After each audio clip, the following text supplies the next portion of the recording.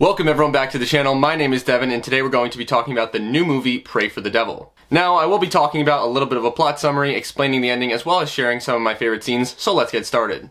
If you're new to the channel, click subscribe. I do movie facts every single day in YouTube Shorts and I do movie explanation videos every week for all the new movies, and this movie was honestly pretty good. The movie revolves around a global rise in demonic possessions, and the Catholic Church had started a school for the priests to learn how to help with exorcisms. The movie takes place in 2018 in Boston, Massachusetts, and we are introduced to the main character, who is Anne. The movie was honestly pretty cool. It takes place in one area mostly for the entire film, and that is the school where the nuns and the priests are helping out the demonic patients. The nuns basically are the caretakers while the priests learn about the exorcisms. We learn from the beginning that Anne's mother actually was possessed and unfortunately took her life. Throughout the movie there are a series of flashbacks showing Anne's encounters with her mother, including when she would try and brush her hair, and this lady was possessed. Throughout the beginning of the movie, Anne starts to have a few weird encounters, including seeing a little girl in her room, seeing that someone may be outside, and it was a little bit creepy, not super scary though. After getting attacked by one of the older patients who had a demon inside of him, she goes and joins the priest classes. And the other nuns and main priests in this establishment were kind of mean to her. They were like, you cannot learn, women can't do this and that, and I was kind of like, what's the big deal? And Anne was like, yeah, what's the big deal? And the only other person who really thought that Anne should be with the priest was Father Dante. Father Dante, I felt, was a really good supporting character and helped Anne throughout the movie. But the main focus of this film is on Natalie. Natalie is just a young girl who is checked into this facility because she is thought to be possessed. Anne instantly has a connection with Natalie and goes into her room. They talk about nougat, she shows her a picture, and they have a very nice connection. Father Quinn, who runs the exorcism classes, notices that Anne has quite an interest in joining and learning about the exorcisms with the priest, so he allows it, even though one of the other nuns was kind of rude about it. Now these classes must have been pretty intense, because on the first day of classes where Anne is there, she's already downstairs doing an exorcism. The next time Anne sees Natalie, she has been moved to a facility downstairs that is more secure because she is possessed. And I just want to commend the filmmakers because these scenes were really well done with the exorcisms. I know that you sometimes see like really cheap things with exorcisms and stuff like that, but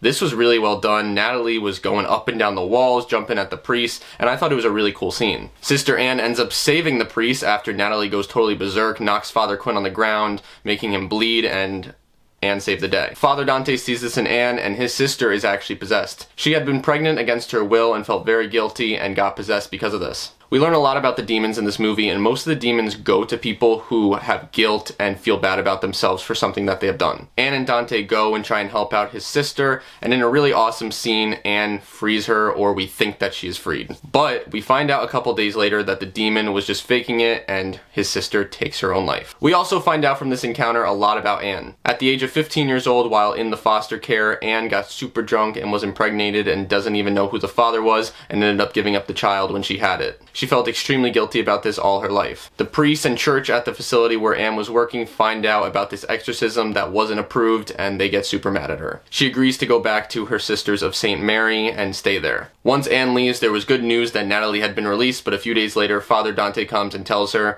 that she killed a bunch of priests in the ambulance and was readmitted. They basically threw this girl down into the catacombs of this place, which was kind of messed up, but we find out something very huge here. When the ambulance door opens up after Natalie kills the priest and a few others, Father Dante is there and sees that Natalie is holding up a rosary bead. The rosary beads are from the Sisters of St. Mary's, and this is when we find out that Natalie is really the daughter of Sister Anne all along. When she gave up her daughter for adoption at the age of 15, she gave her these rosary beads. Now for the ending, Father Dante and Sister Anne sneak down to the catacomb area where they see a bunch of priests around a jail cell and Natalie's in there. To keep it very simple, this demon has a huge obsession with Anne. The demon tried to get to her through her mother, but when her mother took her own life, this blocked it. Now that Anne had the daughter, the demon had another way of trying to get to her. So this demon inside of Natalie just goes off, kills 3 priests right away. Father Raymond just gets totally thrown into a wall, breaks his neck, probably dead. Now something that I liked about this movie was that it wasn't as predictable as I thought it would be. When Sister Anne goes to try and save Natalie, the demon literally jumps right inside of Sister Anne. Now in a pretty badass move, Sister Anne literally fights the demon inside of her, and she literally performs her own exorcism on herself. But she did get a little help with her mother because early on in the movie she heard voices in the hallway calling her and she thought it was a ghost or a demon, but it was really her mother's spirit. So with the help of her faith and the encouragement from her mother's spirit, she is able to free herself from the demon. She performs the first exorcism by a woman in 7 centuries and probably the first self-exorcism ever. In the end, she gets a fellowship in exorcism with the Vatican and is going there to help with exorcisms. But Father Quinn says something very important at the end of the movie, and it is, once you know the devil knows you. And this happens in the last scene when she is in the taxi cab, where the taxi driver and a woman on the street both confront her, and they're probably demonic. And in the end, I thought this movie was pretty good. I thought it was scary. I didn't think it was as scary as a lot of other movies. My favorite horror movie for paranormal stuff is The Conjuring or Insidious, but I really did enjoy the storyline. I thought they did a good job. The visuals are good. I didn't think it was as predictable as I thought it would be, and I'd honestly recommend it. So let me know what you thought of the movie Pray for the Devil in the comments, and I'll see you guys in the next video. Have a good day.